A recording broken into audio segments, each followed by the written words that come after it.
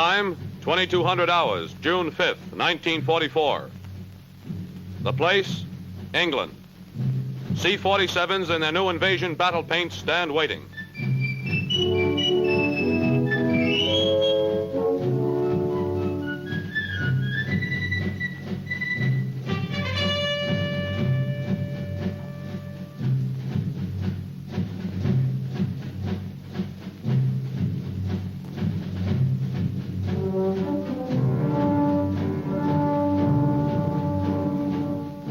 These pictures, the first Air Force films to be received in the United States, arrived 48 hours after the amphibious assault began.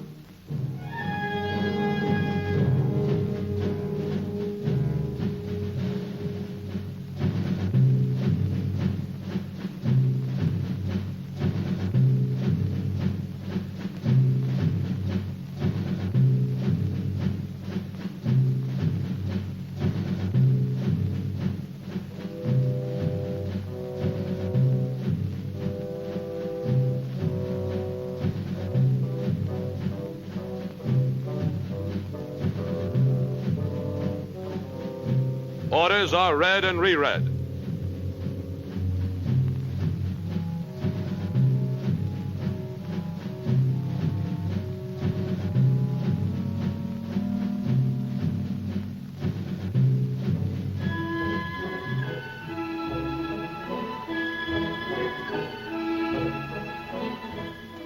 A message from General Eisenhower.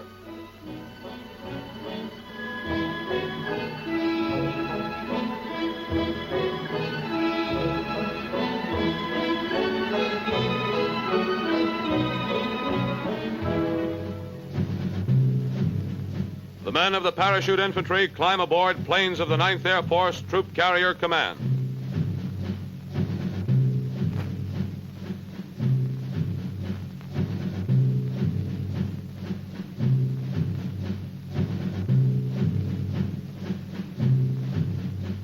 General Bereton, on the line for the takeoff, passes on the traditional good luck charm, a rabbit's foot. This film was taken by photographers of the 4th Army Air Force's Combat Camera Unit attached to the 9th Air Force.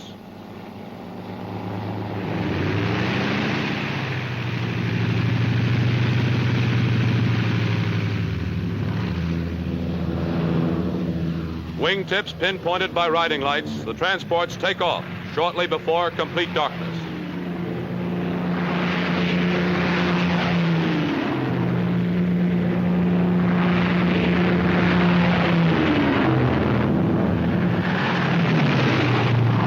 The invasion has started.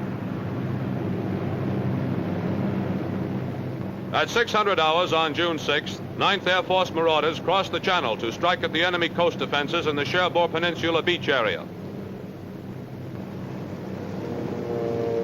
4,500 feet below, the procession of surface vessels of the invasion fleet, battleships, cruisers, destroyers, transports, stretches for miles.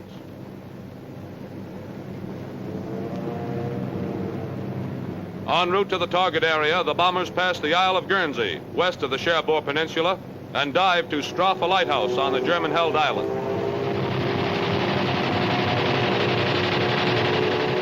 A British Typhoon lays a smokescreen to shield the ships from German shore positions.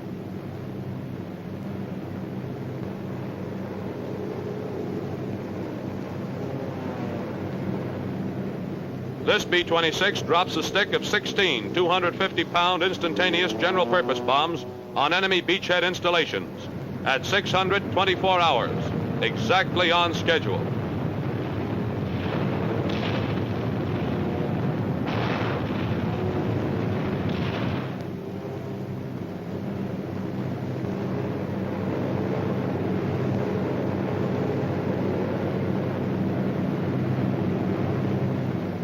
Meanwhile, other units of the 9th Air Force, operating northeast of the Le Havre area, dropped 2,000-pound bombs on heavy enemy coastal guns on the French coast between St. Valery and Fécamp as dawn breaks on D-Day.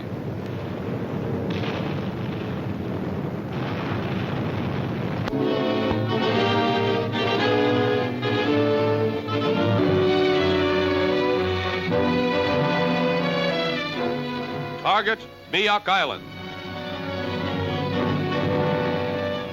On May 11th, 47 liberators based in the Admiralties strike at Mokmar airstrip on Biak Island. Although flak is encountered, there's no enemy interception. 85 tons of bombs and over 800 fragmentation clusters are dropped. 500-pound bombs hit the dispersal area along the runway. 3 Japanese fighters are seen on the field.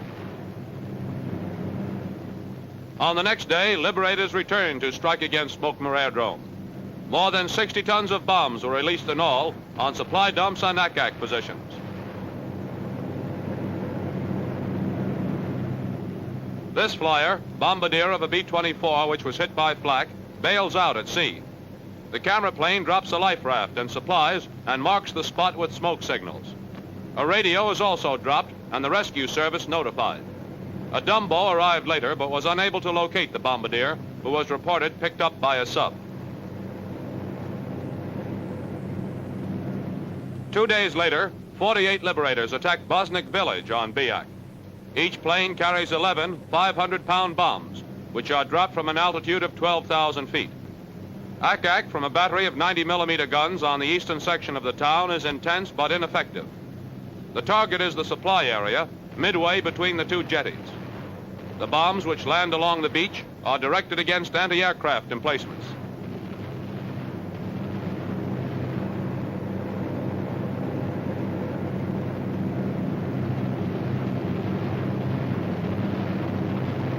Our initial landing on Biak was made near the scene of this bombing.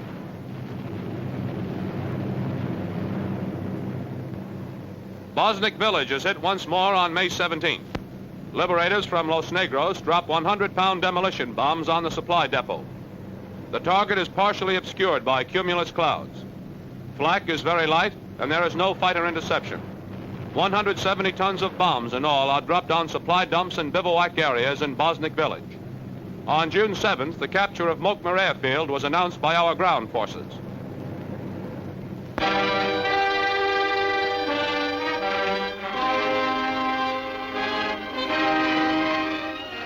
Target Siena, an important point in the Italian railroad system.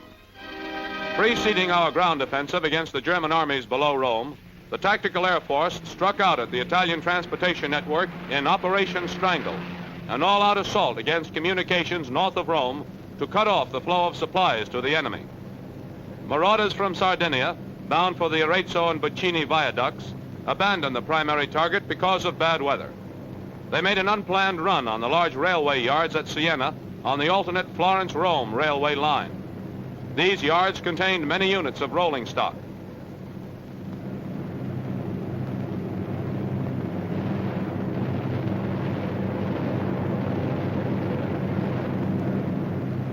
The bomb run started at the south end of the yards at an altitude of 10 to 11,000 feet.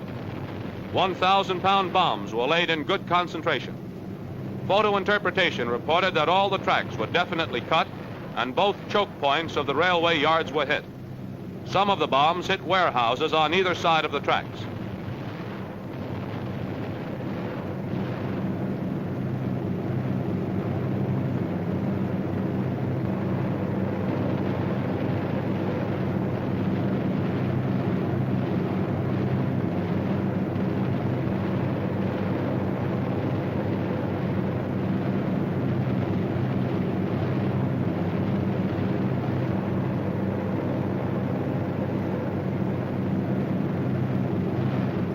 On the left side of the screen, direct hits may be seen on tracks and rolling stock.